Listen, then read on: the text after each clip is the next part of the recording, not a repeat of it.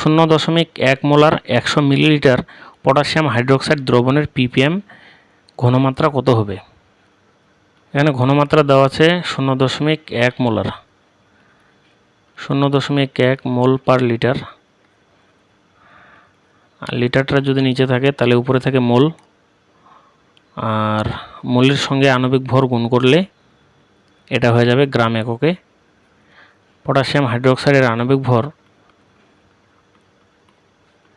39, oxygen 16, hydrogen 1, 56 গ্রাম।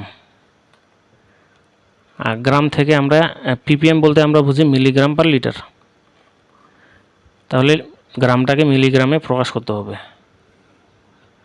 আমরা জানি 1 গ্রাম সমান 1000 মিলিগ্রাম, তাহলে এই মানটার সঙ্গে যদি আমরা 1000 গুণ করি তাহলে এটা হয়ে যাবে মিলিগ্রাম এককে, মিলিগ্রাম পার লিটার।